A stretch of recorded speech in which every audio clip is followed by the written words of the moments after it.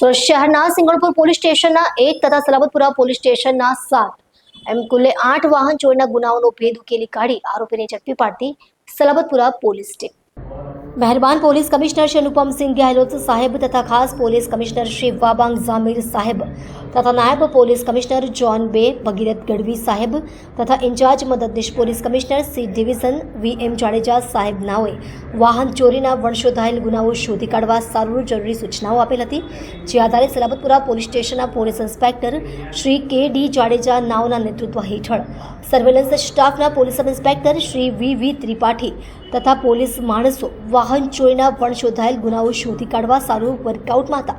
દરમિયાન સર્વેલન્સ સ્ટાફના head constable વિક્રમભાઈ ગોવિંદભાઈ તથા હેડ કોન્સ્ટેબલ કિશોરભાઈ ધીરુભાઈ તથા પોલીસ કોન્સ્ટેબલ અવિનાશભાઈ મહેન્દ્રભાઈ નાઓને મળેલ સંયુક્ત બાતમી હકીકતના આધારે એક આરોપીને ચોરીમાં ગયેલ મોટરસાયકલ સાથે ઝડપી પાડી તેને ઊંડાણપૂર્વકની પૂછપરછ કરતા તેણે છેલ્લા 2 માસ દરમિયાન બીજી 7 જેટલી વાહન ચોરી કરેલાની કબૂલાત કરતા પોલીસ ટીમ દ્વારા મજકૂર આરોપી પાસેથી તમામ 8 સ્પ્લેન્ડર મોટરસાયકલ કબજે કરી સુરત શહેરના સિંગણપુર પોલીસ સ્ટેશન તથા સલાબતપુરા પોલીસ સ્ટેશનના વાહન ચોરીના વણશોધાયેલ 8 ગુનાઓનો ભેદ ઉકેલી કાઢી આરોપી વિરુદ્ધ આગળની કાયદેસરની કાર્યવાહી હાથ ધરી છે. સુરત શહેરના સલાબતપુરા પોલીસની જે અમારી ટીમ છે એની ઇન્ફોર્મેશન એવી મળી હતી કે અન્નપૂર્ણા માર્કેટ પાસે ચોરીના અમુક બનાવ બન્યા છે. આ બનાવમાં એક વ્યક્તિ સંડોવાયેલ હોવાની પોલીસને શંકા હતી. એના માટે પોલીસે જે રિંગ રોડ અન્નપૂર્ણા માર્કેટ છે ત્યાંથી લઈ અને છેક ડભોલી સુધીના લગભગ 70થી વધુ CCTV કેમેરા સળંગ ચેક કર્યા. એમાંથી અમુક સસ્પેક્ટ મળી આવ્યો હતો.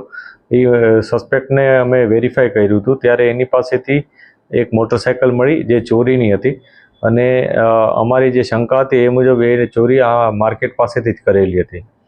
ત્યારબાદ એને વધુ ઊંડાણપૂર્વક પૂછપરછ કરી હતી તો એની પાસેથી ટોટલ 8 બાઇક્સ રિકવર કરવામાં આવ્યા અને જેમાં અલગ અલગ જે બાઇકો હતા એના માટેની ગુનાઓ પણ દાખલ કરવામાં આવ્યા છે. એમાં સિંગણપોરનો પણ એક ગુનો છે, એને પણ ડિટેક્શન કરવામાં આવ્યું છે.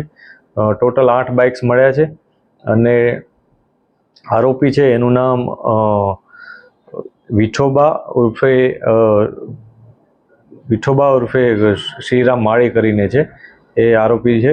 અગાઉ પણ એની કોઈ જગ્યાએ ચોરી કરી છે કે નહીં એની તપાસ અત્યારે ચાલુ છે.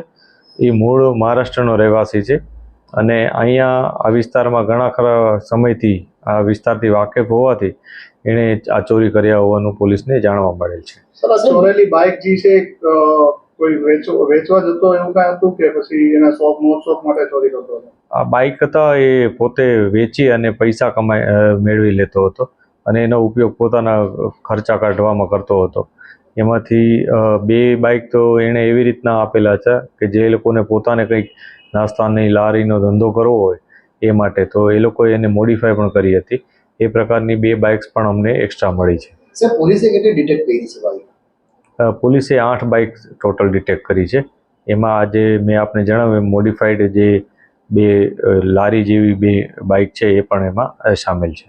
સર, આનું મુખ્ય રીઝન શું ચોરી કરવાનું, રાષ્ટ્રવ્યાપી કે પછી? અત્યારે તો એવી માહિતી કોઈ નથી રાષ્ટ્રવ્યાપી, પરંતુ એવું સ્પષ્ટ છે કે એ પોતાનો ખર્ચો કાઢવા અને પોતાની રીતના જે એના રોજિંદા જીવનના વ્યવહારો છે એના માટે બાઇક ચોરી કરતો હોવાનું જાણવા મળ્યું છે.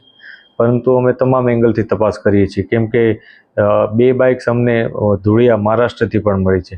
એટલે આપે જેમ કીધું એવી રીતના શક્ય છે કે એણે અન્ય રાજ્યમાં પણ બાઇક વેચ્યા હોય અને એ વેચવાનું કારણ કોઈ અન્ય પણ હોઈ શકે, તો એની તપાસ અત્યારે ચાલુ છે. સર, કેટલા લોકો સામેલ છે?